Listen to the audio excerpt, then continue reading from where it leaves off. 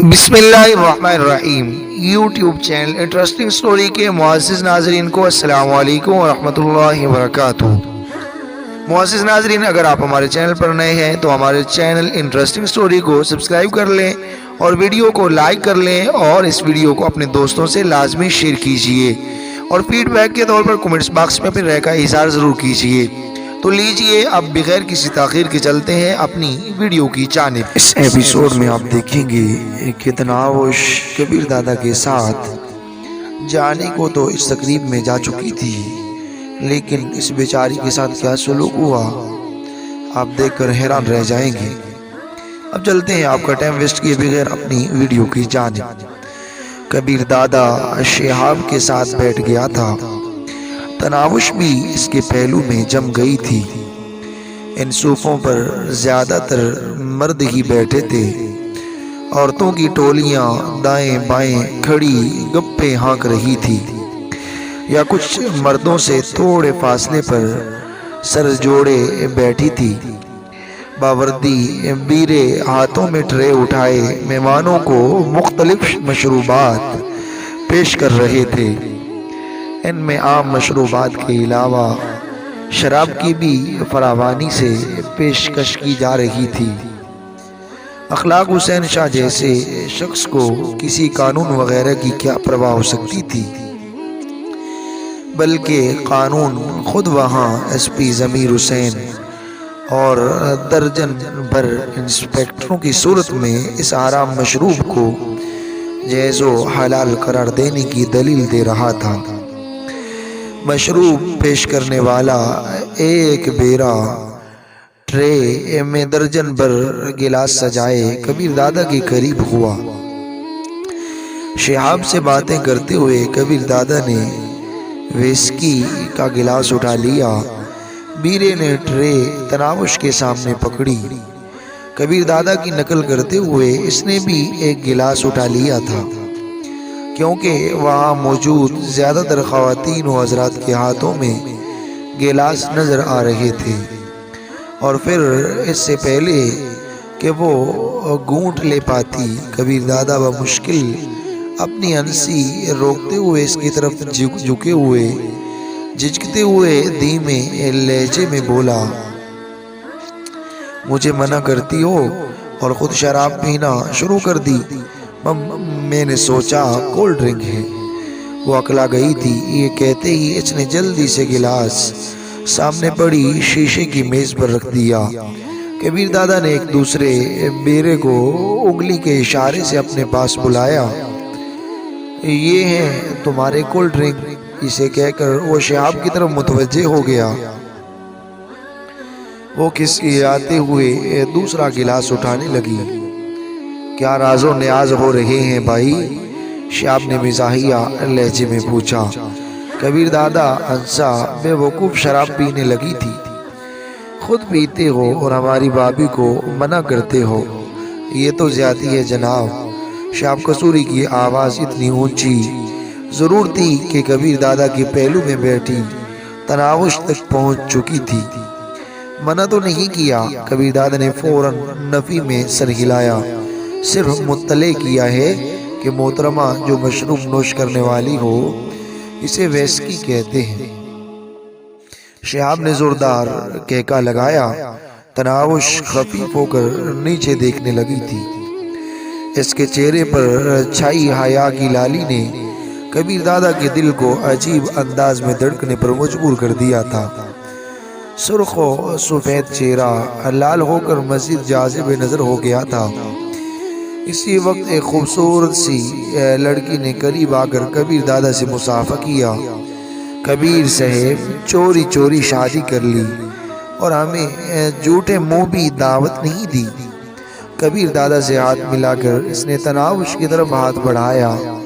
Mrs کبیر، میں ہوں آپ کی میزبان فرحانہ اخلاق۔ تناوش نے بے دلی سے اس کا ہاتھ تھام لیا۔ اس کا کبیر دادا کو ہاتھ ملانا تناوش کو ایک آنکھ نہیں بھایا تھا۔ اسی وقت کبیر دادا بظاہر سنجیدہ لہجے میں بولا، کوئی بات نہیں، اگلی مرتبہ دعوت ضرور دوں گا۔ ہیں کیا اتنی خوبصورت دلہن حاصل کرنے کے بعد بھی آپ دوسری شادی کریں گے؟ پاس سے گزرتے ہوئے بیوی سے کولڈ ڈرنک کا گلاس اٹھاتے ہوئے اس نے شوق لہجے میں پوچھا، مولویوں سے سنا ہے کہ ایک مرد کو 4 شادیوں کی اجازت ہے، اس کا مطلب ہے میں یوں ہی پریشان تھی؟ فرحانہ معنی خیز لہجے میں کھلکھلائی، غصے سے کھولتی تناؤ سے رہا نہ گیا۔ آپ کی پریشانی شاید اتنی آسانی سے دور نہ ہو پائے۔ فرحانہ نے کہا، سوری مسز کبیر، آپ کو برا لگا، میں تو یوں ہی مذاق کر رہی تھی۔ کبیر دادا فرحانہ کو مخاطب ہوا، اچھا اسے ذرا ساتھ لے جا کر دوسروں سے تعارف وغیرہ ہی کرا دو، جہاں بیٹھی بیٹھی بور ہوتی رہے گی۔ کیوں نہیں؟ وہ خوش دلی سے بولی، چلے مسز کبیر۔ اسے دوسری عورتوں کا سامنا کرنا ذرا مشکل لگ رہا تھا۔ اس نے میں یہی ٹھیک ہوں کہہ کر جان چھڑانا چاہی، ہر وقت ضد نہیں کرتے۔ کبیر دادا نے اسے سمجھانے کے انداز میں مخاطب کیا، مگر اس کے لہجے میں شامل حکم تناوش کو واضح طور پر محسوس ہوا تھا۔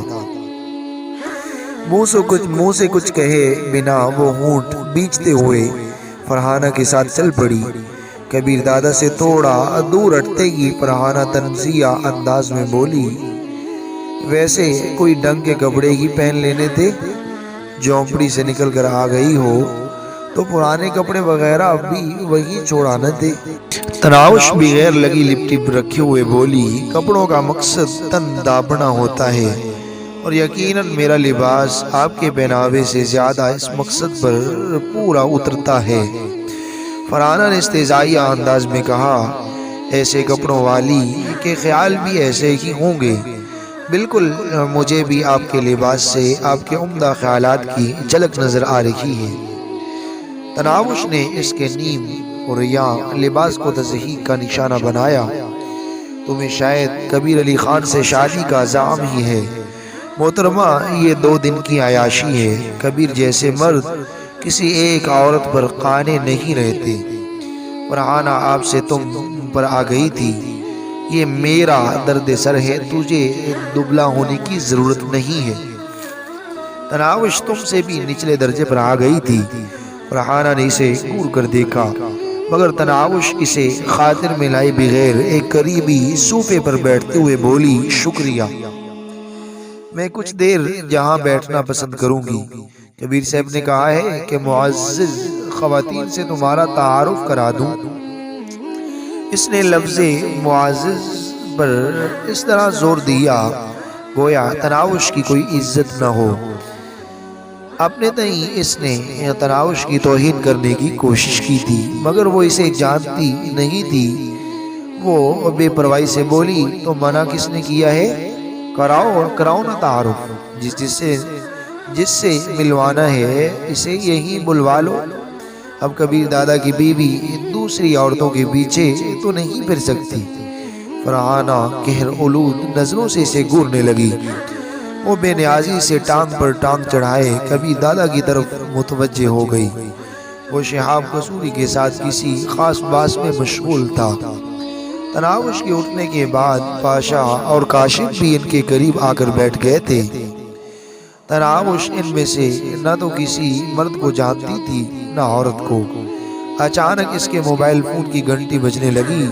اس کے چہرے پر حیرت نمودار ہوئی، نہ جانے اس وقت کس کی کال تھی۔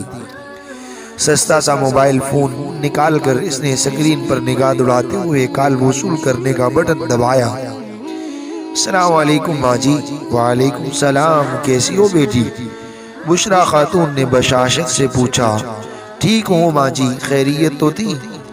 ہاں خیریت تھی، صبح سے تمہاری کال کا انتظار کر رہی تھی، پھر رہا نہ گیا اور خود سے رابطہ کرنا پڑا۔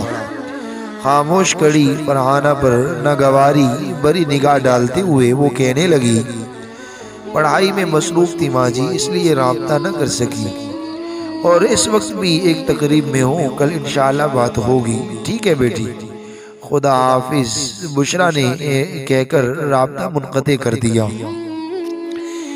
تناوش کے بعد ختم کرتے ہی وہ تنزیہ لہجے میں بولی، کافی جدید اور خوبصورت سیل فون رکھا ہوا ہے دادا، داد دینا پڑے گی تمہاری پسند کی۔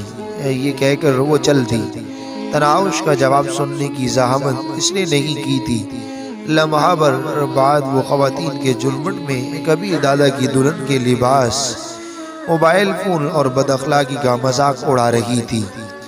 وہاں موجود خواتین کی زیادہ تر تعداد اونچے طبقے سے تعلق رکھتی تھی، اور اگر کوئی متوسط خاندان کی تھی بھی تو اب اس طبقے میں رچ بس کر انہی جیسی ہو گئی تھی۔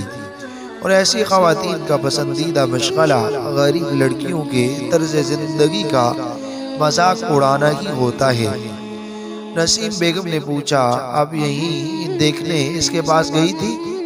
وہ ایک جج کی بیوی تھی، لیکن جس طرح کے زیورات سے لدی بودی تھی، ایسے زیورات سیشن کورٹ کا جج کم سے کم اپنی تنخواہ سے بنا کر نہیں دے سکتا تھا۔ یوں بھی جس تقریب میں وہ جج صاحب مدعو تھا، وہاں اس کی آمد ہی اس کے کردار کا تعین کرنے کے لیے کافی تھی۔ میں تو یہ سوچ کر گئی تھی کہ کبیر علی خان نے اپنی دلہن کو ناز نخروں سے رکھا ہوگا، مگر اس بیچاری کی حالت دیکھ کر ترس آنے لگا ہے۔ فرحانہ نے منہ بنایا۔ نوشاد افریدی کی چہیتی بیگم نغمہ بے باکی سے بولی، اب بھی حسرت بری نظروں سے کبیر صاحب کو گھور رہی ہے، شاید اسی کے پاس جا کر بیٹھنے کا دل کر رہا ہے بیچاری کا، لیکن بے وقوف یہ نہیں جانتی کبیر خان جیسے آدمی کے پاس ایسی لڑکیوں کے لیے صرف بستر پر لیٹتے وقت چند لمحات ہوتے ہیں۔ اس کی بات پر تمام کھلکھلا کر ہنس پڑی تھی۔ سنا ہے کسی گنڈے کی منظور نظر تھی جسے کبیر علی خان نے اپنے اثر و رسوخ سے مروا دیا، اور اس کی خوبصورتی دیکھتے ہوئے چند دنوں کے لیے گھر لے آئے۔ اب یہ بیچاری خود کو کبیر علی خان کی سچ مچ کی بیوی سمجھے ہوئے بیٹھی ہے۔ یہ راز اشکارا کرنے والی شیر خان کی بیوی سمینہ تھی۔ ایسا کہتے ہوئے اسے یہ بھول گیا تھا کہ خود اس کی شادی شیر خان سے کس طرح ہوئی تھی۔ ایس پی ضمیر حسین کی بیوی سلطانہ بولی، ہاں میں نے بھی کچھ ایسا ہی سنا ہے کہ کبیر خان نے اسے رکھیل بنا کر گھر رکھا ہوا ہے، اور اس کی وجہ سے کوئی بڑا جھگڑا بھی متوقع ہے۔ اس ڈائن کی وجہ سے شاہ صاحب کے 2 آدمی بھی کبیر خان کے ہاتھوں قتل ہو گئے تھے۔ یہ زہر تھا۔ تمام گھریلو خواتین دکھائی دے رہی تھی، مگر ان کی باتوں سے صاف معلوم ہو رہا تھا کہ وہ اپنے شوروں وغیرہ کی اصلیت سے اچھی طرح واقف ہیں۔ کبیر دادا کو کبیر علی خان کہنے کا مطلب یہ نہیں تھا کہ وہ اس کے دادا ہونے سے ناواقف تھی۔ نغمہ نے ناک بمیں چڑھاتے ہوئے کہا، ویسے اس میں ایسی کون سی بات ہے کہ کبیر خان جیسے پرکشش اور خوبصورت مرد نے اس کے لیے قتل کر ڈالا تھا۔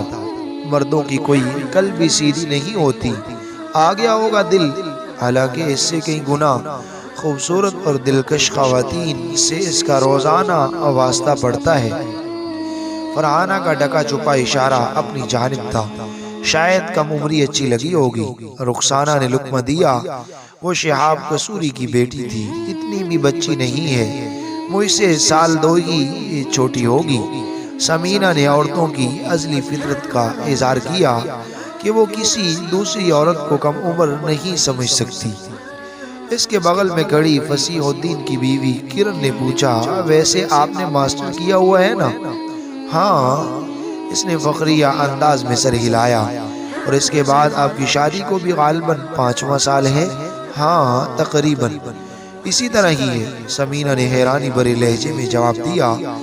کرن نے تناوش کی جانب ہاتھ کا اشارہ کرتے ہوئے کہا، وہ 2nd ایئر کی طالبہ ہے، تو کیا میری طرف سے 5ویں میں پڑھتی ہو؟ یوں اس کی عمر تو کم نہیں ہو جائے گی نا؟ غریب غربا ویسے بھی دیر سے اسکول جانا شروع کرتے ہیں۔ سمینہ اپنی بات سے پیچھے ہٹنے پر تیار نہیں تھی۔ آپ کو بڑی ہمدردی ہو رہی ہے، فرحانہ خفگی بھرے لہجے میں کرن کو مخاطب ہوئی۔ کرن نے مسکراتے ہوئے کہا پہاڑ میں جائے وہ، میں تو بس سمینہ آپی کو چھیڑ رہی تھی۔ سمینہ اور اس میں کافی گہری دوستی تھی، کیوں نہ اس کے پاس جا کر تھوڑی گپ شپ کی جائے۔ رخسانہ نے مشورہ دیا۔ باقیوں کے یہاں نہ کرنے سے پہلے اخلاق حسین شاہ کی بلند آواز گونجی، خواتین و حضرات کھانا لگ چکا ہے، آپ مزید گپ شپ کھانا کھاتے ہوئے بھی کر سکتی ہیں۔ تمام مسکراتے ہوئے یوں شکل کی لگی ہوئی کھانے کی میزوں کی طرف بڑھ گئے تھے، جہاں انواع و اقسام کے کھانے سجے تھے۔ کبیر دادا، پاشا، کاشف اور شہاب قصوری کی معیت میں کھانے کی میز کی طرف بڑھا۔ اسی وقت اس کی نظریں تناوش کی متلاشی ہوئی۔ شہاب پارٹی سے گپ شپ کرتے ہوئے بھی وہ اپنے چہرے پر تناوش کی یہ نظروں کی تپش محسوس کرتا رہا۔ ایک دو بار اس نے سرسری نظروں سے اسے دیکھا تھا، لیکن دوسروں کی موجودگی میں سے دوسری جانب متوجہ ہونے کا اشارہ نہیں کر سکا تھا۔ وہ اب بھی اسی جگہ بیٹھی تھی۔ حاضرین میں وہ واحد مہمان تھا جس نے کھانے کی میز کا رخ نہیں کیا تھا۔ یہ مصیبت تماشا بنائے گی میرا، وہ زیر لب بڑبڑایا۔ مجھے کچھ کہا؟ پاشا مستفسر ہوا۔ اس نے بات بنائی، ہاں میں کہہ رہا تھا تم کھانا کھاؤ، میں اسے لاتا ہوں۔ کسے؟ حیرانی سے کہتے ہوئے پاشا نے اس کی نظروں کے تعاقب میں نگاہ دوڑائی۔ تناوش کو دیکھتے ہی وہ مسکرایا۔ دادا تو گیا کام سے، بکواس نہ کیا کرو۔ کبیر دادا جبتا ہوا تناوش کی طرف بڑھ گیا۔ وہ تناوش پر توجہ نہیں دینا چاہتا تھا، اسے نظر انداز کر دینا چاہتا تھا، مگر پھر اسے معلوم بھی نہ ہوتا اور وہ بے دھیانی میں اسے اہمیت دے جاتا۔ کبیر دادا کو اپنے جانب آتا دیکھ کر وہ خوشی سے کھل اٹھی تھی۔ کیا تمہارے لیے علیحدہ بلاوا آئے گا؟ قریب پہنچتے ہی کبیر دادا نے بیزاری بھرے لہجے میں پوچھا۔ وہ نشست چھوڑتے ہوئے بولی، بالکل، ہم لوگوں کے لیے خصوصی بلاوا آیا کرتا ہے۔ وہ چڑھ کر بولا، تو پھر بیٹھ کر انتظار کرو، کھڑی کیوں ہو گئی ہو؟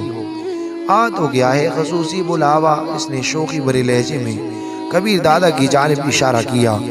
بے وقوف افسوس بھرے انداز میں سر ہلاتے ہوئے وہ واپس مڑ گیا۔ وہ اس کے ساتھ قدم ملاتے ہوئے بولی، اچھا لگتا ہے آپ کا یوں خیال رکھنا۔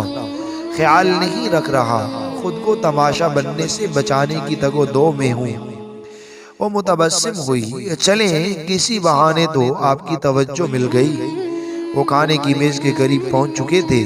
ایک خالی پلیٹ اٹھا کر تناوش کے حوالے کرتے ہوئے اس نے دوسری پلیٹ اپنے لیے سیدھی کر کے اپنا پسندیدہ پکوان ڈالنے لگا۔ تناوش نے بھی اس کی تقلید میں پلیٹ میں تھوڑے سے چاول ڈالے اور بیٹھنے کے لیے کرسی وغیرہ کو دیکھنے لگی۔ وہ ابھی تک جدید طریقے تہذیب سے ناواقف تھی۔ یورپ کی ناکالی میں اب اونچے طبقے میں بھی کھڑے ہو کر اور چل پھر کر کھانے کا رواج پھیل چکا تھا۔ جیسے جانوروں کے آگے چارہ پھینکا جائے تو بیٹھا ہوا جانور بھی کھڑا ہو جاتا ہے، کیونکہ اللہ پاک نے اسے کھڑے ہو کر کھانے کا مکلف کیا ہے، جبکہ انسان تو اشرف المخلوقات ہے اور اس کی تربیت کے لیے اللہ کریم نے انبیاء کو مبعوث فرمایا ہے۔ مگر آج کے لبرل اور دین بیزار طبقے کو انبیاء کی نہیں، یورپ کی تقلید پر خوشی ملتی ہے۔ تناوش چونکہ کھانے کے آداب سے واقف تھی، اس لیے بیٹھ کر کھانے لگی۔ اس وقت کبیر دادا کو چند خواتین و حضرات نے گھیرا ہوا تھا۔ وہ اسے شادی کی مبارکباد دے رہی تھی۔ بیچاری کو اونچے طبقے کے آداب ہی معلوم نہیں ہیں۔ اسے بیٹھا دیکھ کر فانحانہ پاس کھڑی رخسانہ کو مخاطب ہوئی تھی۔ رخسانہ نے جواب دیا، یہ تو کبیر صاحب کی غلطی ہے نا۔ خیر غلطی تو نہیں کہہ سکتے، فرحانہ نے کہکا لگایا۔ اس دیہاتن کو اس نے ہمیشہ تو ساتھ نہیں رکھنا نا، چند دن مستفید ہو کر دفع دور کر دے گا۔